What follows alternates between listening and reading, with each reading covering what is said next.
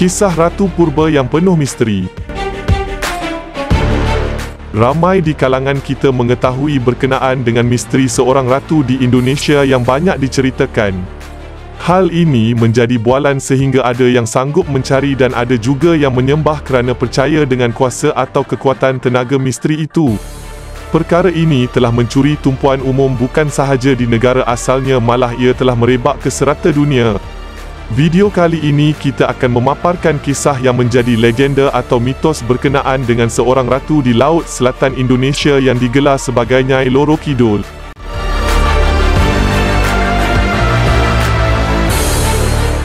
Pengenalan.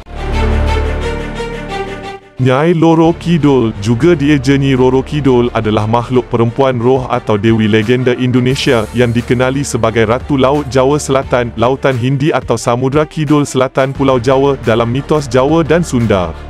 Menurut kepercayaan Jawa, dia juga merupakan isteri rohani mitos Kesultanan Mataram dan Kesultanan Yogyakarta, bermula dengan Senopati dan berterusan hingga ke hari ini. Semangat Nyai Roro Kidul mempunyai nama-nama yang berbeza yang mencerminkan pelbagai cerita asal beliau dalam banyak saga, legenda, mitos dan cerita tradisional rakyat.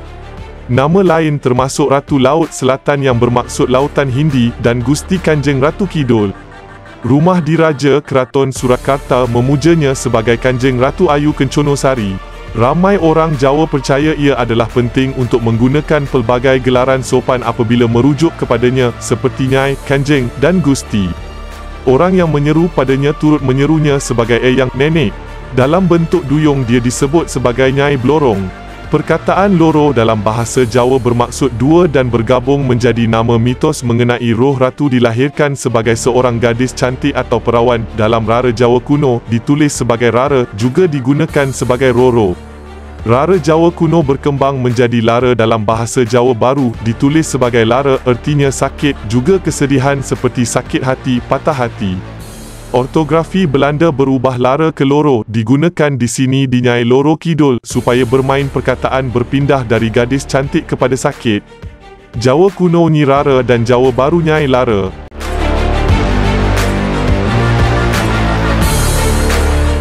Gambaran awal. Nyai Loro Kidul sering digambarkan sebagai ikan duyung dengan ekor dan juga bahagian bawah badan berbentuk ular atau ikan. Makhluk mitos ini didakwa mengambil jiwa mana-mana yang dia ingini.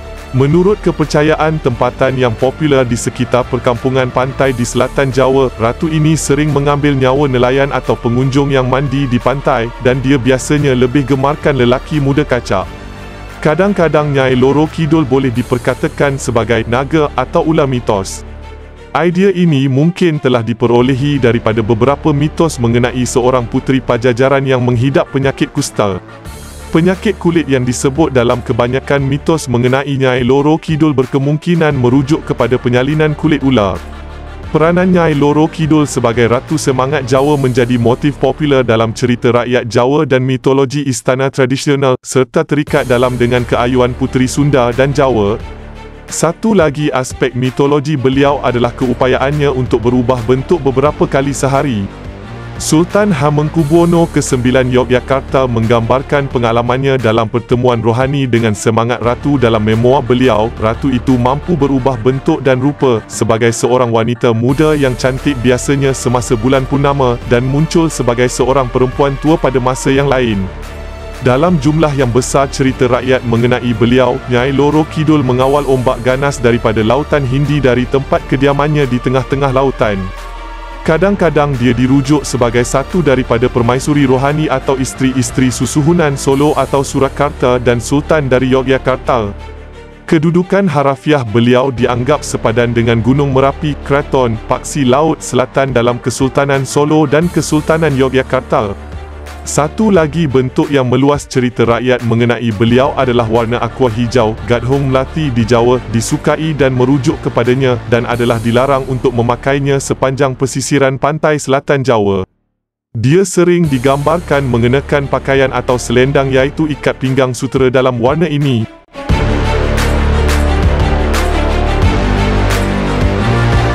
Asal dan sejarah. Walaupun legendanya itu kebanyakannya dikaitkan dengan Kesultanan Mataram Jawa abad ke-16, manuskrip yang lebih tua mengesan asal legenda beliau ke era Kerajaan Sunda dari Pajajaran, legenda Puteri Malang Kadita.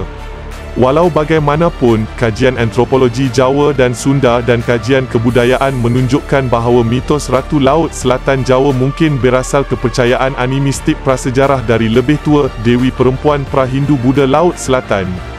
Gelombang sengit lautan Hindi di kawasan pantai Jawa Selatan, ribut dan kadang-kadang tsunami, mungkin telah menimbulkan kekaguman penduduk tempatan dan perasaan takut pada kuasa semula jadi, dan mengaitkannya dengan alam roh dewa-dewi dan roh-roh jahat yang mendiami lautan selatan diperintah oleh ratu mereka, Dewi Perempuan, kemudian dikenal pasti sebagai Ratu Kidul.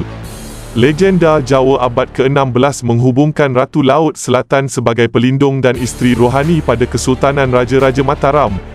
Putera Panembahan Senopati iaitu 1586 hingga 1601 Masihi, pengasas Kesultanan Mataram, dan cucunya Sultan Agong iaitu 1613 hingga 1645 Masihi yang menamakan Kanjeng Ratu Kidul sebagai pengantin perempuan mereka, merutut dakwaan dalam Babat Tanah Jawi. Menurut legenda Jawa bertarikh dari abad ke-16 CE, putera Panembahan Senopati itu bercita-cita untuk menubuhkan kerajaan baru Kesultanan Mataram menentang penguasaan pemerintahan Pajang. Dia melakukan perbuatan zuhud melalui bertafakur di pantai Parangkusumo, selatan rumahnya di bandar Kota Gede. Tafakur beliau menyebabkan fenomena gaib yang berkuasa membimbangkan dalam kerajaan rohani Laut Selatan. Ratu Nyai Roro Kidul telah ke pantai untuk melihat siapa yang telah menyebabkan gejala ini dalam kerajaan beliau. Melihat putera kacak, Permaisuri Nyai Roro Kidul serta-merta jatuh cinta dan meminta raja untuk menghentikan tafakur beliau. Sebagai balasan, Ratu Dewa yang memerintah alam rohani Laut Selatan bersetuju untuk membantu Panembahan Senopati dalam usaha politiknya untuk menubuhkan sebuah kerajaan baru. Dalam usaha untuk menjadi pelindung rohani kerajaan ini, Ratu Nyai Roro Kidul diminta untuk diikat dengan raja melalui perkahwinan sebagai isteri rohani Panembahan Senopati dan penggantinya, Siri Raja-Raja Mataram.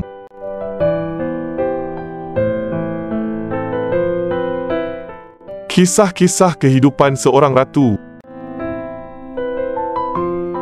Satu cerita rakyat Sunda paling terkenal menyebut mengenai Dewi Kadita, puteri kandung Raja Prabu Mundang Wangi dari Kerajaan Pajajaran di Jawa Barat yang terdesak lalu melarikan diri ke Laut Selatan selepas dituju ilmu hitam.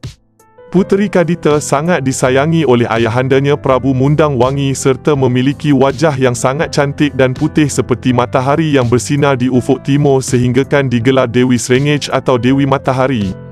Sifatnya yang baik hati dan berbudi pekerti luhur layaknya sebagai seorang puteri diraja. Ilmu hitam tersebut telah dikenakan oleh seorang ahli sihir yang di bawah arasah saingan yang cemburu di dalam istana dan menyebabkan puteri yang ayu telah menderita penyakit kulit yang menjijikkan.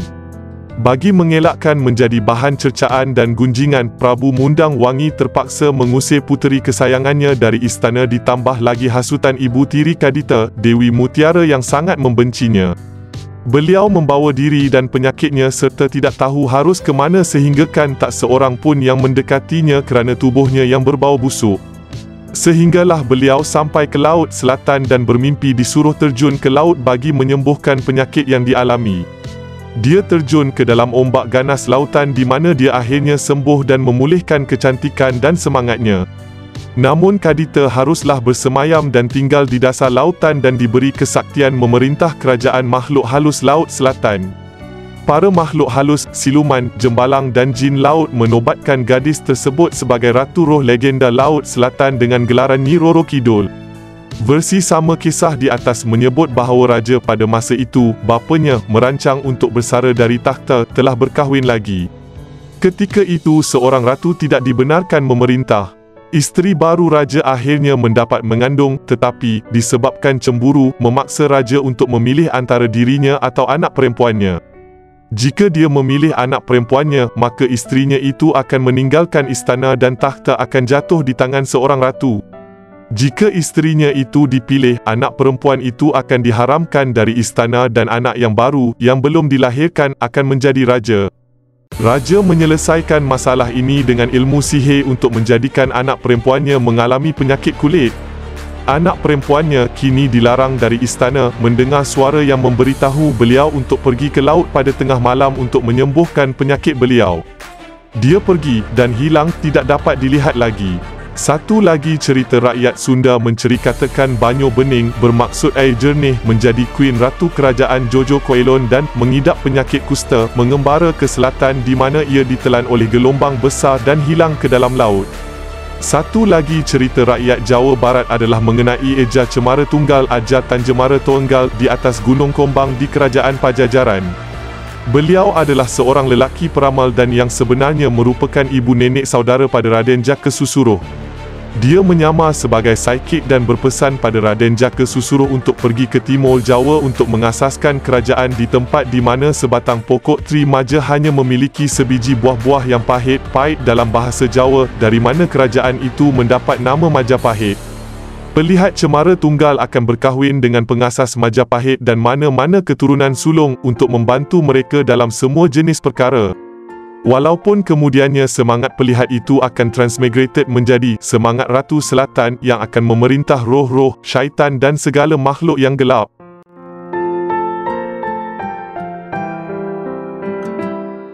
Sisi cerita dan pandangan lain berkenaan dengan Nyi Roro Kidul. Cerita Nyi Roro Kidul, mitos pantai selatan dan larangan baju hijau. Nyi Roro Kidul atau Nyai Roro Kidul sangat popular di kalangan masyarakat Pulau Jawa. Nyi Roro Kidul merupakan sesosok roh atau dewi dan dikenal sebagai Ratu Laut Selatan iaitu Samudra Hindi. Konon, Nyi Roro Kidul merupakan puteri kerajaan Sunda yang diusir ayahnya kerana ulah ibu tiri. Kedudukan Nyi Roro Kidul sebagai Ratu Lelembut Tanah Jawa menjadi motif popular dalam cerita rakyat dan mitologi, selain juga dihubungkan dengan kecantikan puteri-puteri Sunda.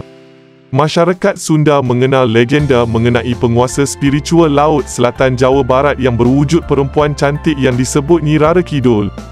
Legenda yang berasal dari kerajaan Sunda Pajajaran berumur lebih tua daripada legenda kerajaan Mataram Islam dari abad ke-16. Meskipun demikian, penelitian antropologi dan kultur masyarakat Jawa dan Sunda mengarahkan legenda Ratu Laut Selatan Jawa kemungkinan berasal dari kepercayaan animistik prasejarah yang jauh lebih tua lagi, Dewi Prahindu-Buddha dari Samudra Selatan.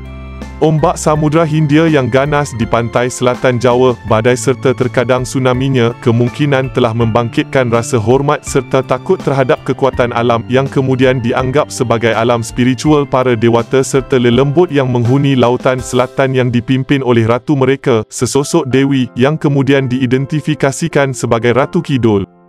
Selain ombak besar dan sejumlah misteri yang belum terungkap, pantai selatan memiliki sisi mistis yang sangat kuat. Karenanya, hingga sekarang di zaman moden ini pun masyarakat masih kerap mempertanyakan asal-muasal legenda Nyi Roro Kidul tersebut. Masih dijumpai hingga kini masyarakat melakukan ritual di pantai selatan.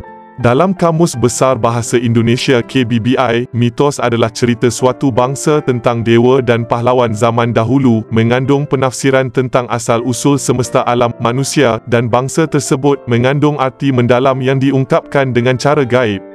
Sebuah artikel Lembaga Ilmu Pengetahuan Indonesia LIPI menyebutkan masyarakat sebetulnya mempunyai pengetahuan berbasis kearifan lokal dalam bentuk mitos dan dongeng untuk menyikapi terjadinya bencana.